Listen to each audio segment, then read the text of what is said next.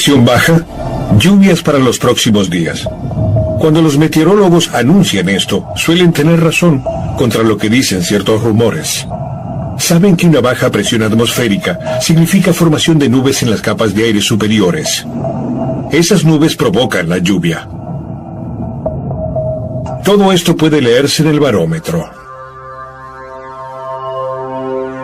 El hombre que descubrió esto vivió en medio de las tribulaciones de la Guerra de los 30 años, hace más de 350 años. El matemático, filósofo e investigador Blaise Pascal.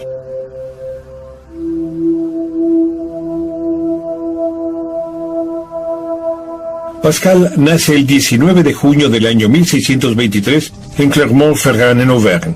Al poco tiempo la familia se muda a París.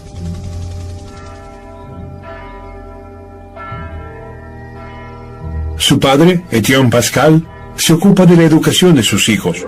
Comienza enseñándole a Blaise la gramática de las lenguas antiguas. Y espera que cumpla los 15 años para enseñarle lenguas, ciencias naturales y matemática.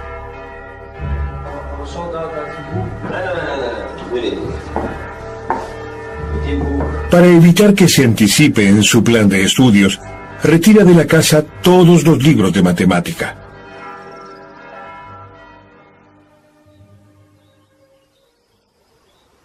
No obstante, Blaise Pascal, con apenas 12 años, aprende por sí mismo los fundamentos de la geometría. Después de un tiempo, el padre, sorprendido, se da cuenta de que su hijo había adelantado algunos peldaños en su educación. Es así que le da a leer a Blaise un libro del matemático griego Euclides.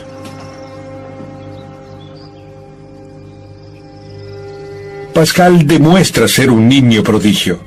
A los 15 años participa de encuentros de importantes matemáticos, organizados por el monje de la Orden de los Ermitaños de San Francisco de Asís, Marin Mersenne. Entre ellos estaba uno de los más famosos matemáticos y filósofos de su tiempo, René Descartes.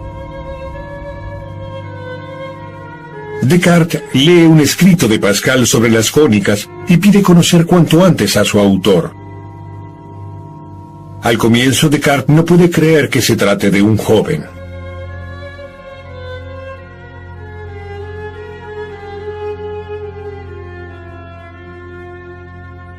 En el año 1639, la familia Pascal se muda a Rouen, y con 19 años, Blaise comienza a trabajar por primera vez como inventor. Para ayudar a su padre en su trabajo de empleado de la oficina de impuestos, construye una máquina de calcular. La Pascaline era una máquina de calcular mecánica con la que podían realizarse sumas y restas. Estaba construida con 10 cilindros que se movían mediante ruedas dentadas. Cada uno de ellos reunía 2 series de números. Con ayuda de una especie de aguja se podían ajustar los números en los cilindros.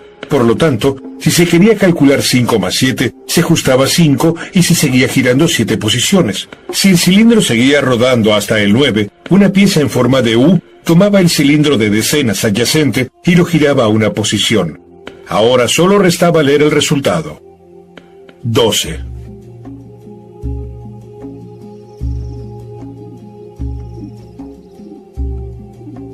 Durante 10 años, Pascal trabaja en el perfeccionamiento de su invención. También intenta vender la máquina, pero ninguno de los 50 ejemplares producidos funciona de manera confiable. A finales de la Guerra de los 30 años, no era posible fabricar ruedas dentadas con la precisión requerida. Esto hacía que los componentes de esta compleja máquina se trabaran constantemente, lo que obligaba a menudo a desarmarla completamente para repararla. El comienzo del fin del éxito comercial para Pascal. En una oportunidad presentó su máquina ante Cristina, la reina de Suecia, pero no tuvo éxito. Sin embargo, la máquina resultó ser un modelo de muchos de los futuros aparatos de cálculo mecánicos.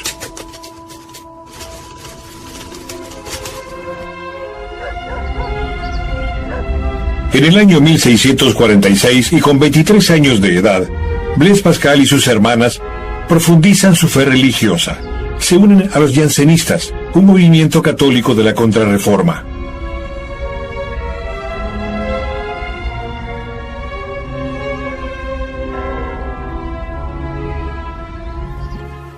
Al año siguiente, Pascal sufre un serio ataque de parálisis, aumentando su sufrimiento.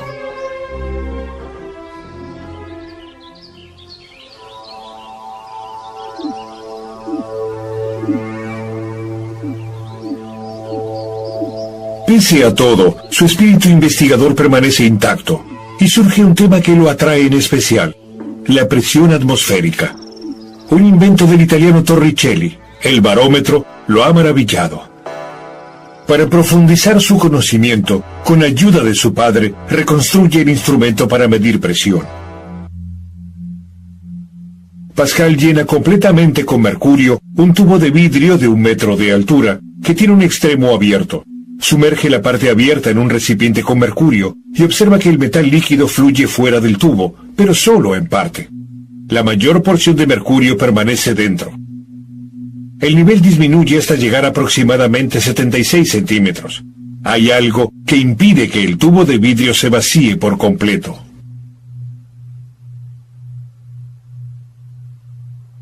La explicación es que el peso del aire que actúa sobre el recipiente hasta llegar al extremo de la atmósfera presiona el mercurio sobre la superficie libre del recipiente e impide la salida del líquido que se encuentra dentro del tubo.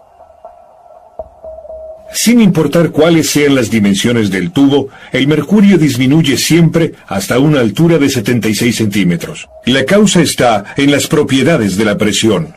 La columna de aire de la atmósfera ejerce presión sobre una determinada unidad de superficie. Luego, sobre la misma superficie, aparece exactamente la misma presión, pero en sentido contrario, cuando la columna de mercurio llega a una altura de 76 centímetros. Para justificar su experimento, Pascal pide a su cuñado que suba con el tubo lleno al Puy de Dôme, el volcán más alto de la zona donde había nacido. Según la teoría de Pascal, la columna de aire debería ser un poco más corta en la cima de una montaña, es decir, la presión debería ser menor que en el valle.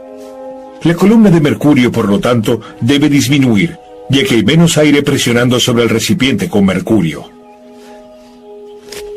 El resultado del experimento confirma la hipótesis de Pascal. La columna de mercurio en la cima es aproximadamente 1 centímetro inferior que al comenzar la caminata.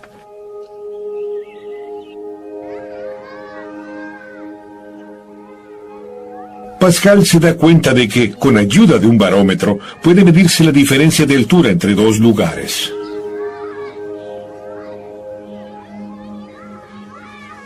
Descubre también la posibilidad de predecir el tiempo mediante un barómetro. Al variar la presión atmosférica, por ejemplo en el caso de que se aproxime un anticiclón, el instrumento reacciona. La presión atmosférica aumenta. En consecuencia, también aumenta la columna de mercurio dentro del barómetro.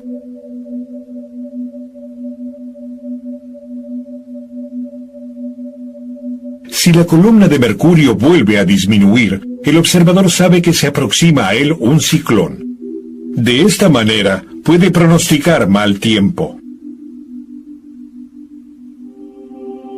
Pascal resume en el año 1653 los resultados de todos sus experimentos en los tratados sobre el equilibrio de los líquidos y el peso de la masa de aire. A partir de este momento, otros pueden poner en práctica sus conocimientos. A él solo le interesa la teoría. Las experiencias con su máquina de calcular son para él una advertencia. Aquí, cada estación meteorológica tiene un barómetro. Hay barómetros de líquidos, que al igual que el instrumento de Pascal, se siguen llenando hoy con mercurio, y barómetros anaeroides, en los que un cilindro vacío construido con chapa muy delgada sufre deformaciones mayores o menores de acuerdo a la variación de la presión atmosférica.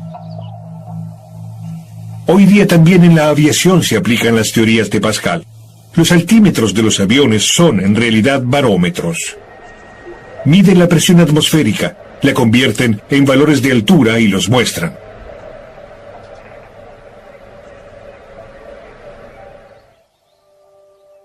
Pascal estudió además el comportamiento de la presión en líquidos.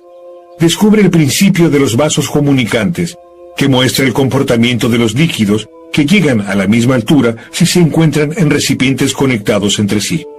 Generalmente los sistemas de provisión de agua de nuestras ciudades funcionan según este principio. Las llaves de paso de agua hogareñas y el tanque de agua son vasos comunicantes. Hay presión en la tubería porque el agua del tanque, que se encuentra a una altura mayor, intenta compensar la diferencia entre los niveles.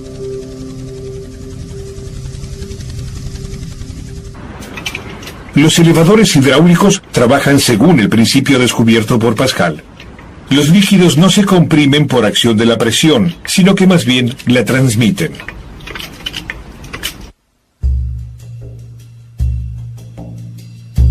En el elevador hidráulico se introduce aceite dentro de un cilindro con ayuda de una palanca. El aceite transmite esta presión a un émbolo de diámetro mucho mayor. Gracias a su gran superficie, el émbolo puede ejercer una fuerza más elevada, pero recorre una distancia menor que la del émbolo pequeño.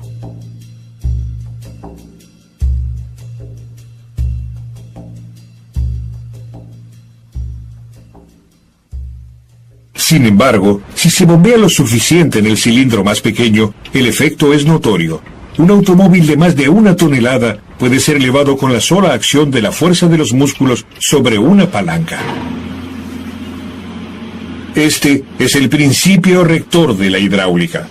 Con su ayuda, pueden generarse fuerzas enormes haciendo un mínimo esfuerzo.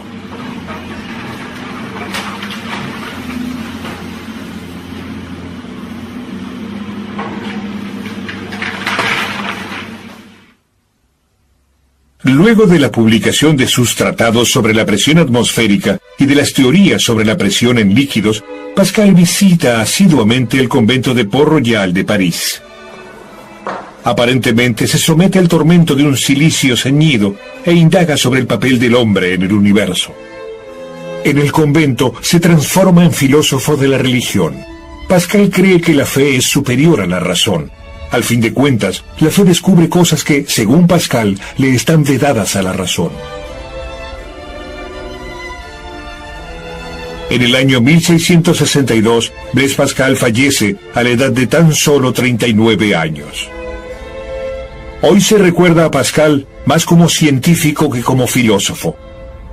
Cuando en el año 1960, en París, una comisión volvió a regular el sistema de unidades de la física, se eligió el nombre Pascal para denominar la unidad de presión.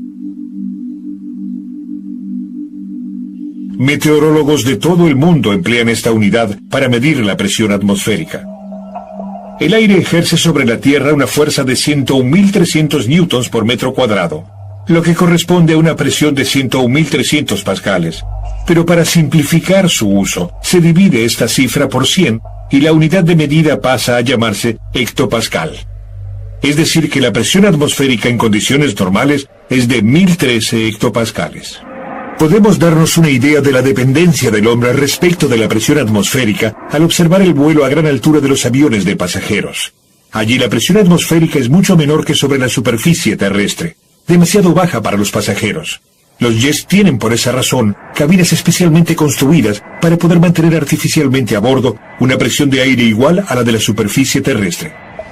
Otro ejemplo es cuando se sumerge un submarino. Este soporta una enorme presión del agua que solamente puede resistirse mediante un diseño especial que se adapte a esas condiciones. Los descubrimientos de Pascal en torno a la presión en líquidos marcaron el camino a seguir. Pascal fue en su tiempo un investigador de primera línea en las ciencias naturales, la matemática y la filosofía. ¿Qué más habría descubierto si hubiera vivido más de 39 años?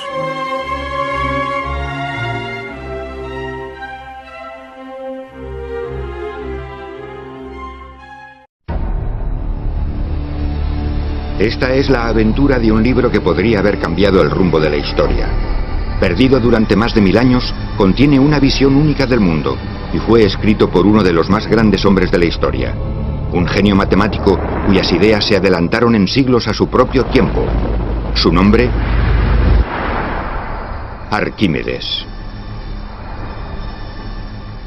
Durante los trabajos de restauración de estos frágiles documentos, los científicos han descubierto que Arquímedes estaba mucho más avanzado a su tiempo de lo que se creía hasta ahora.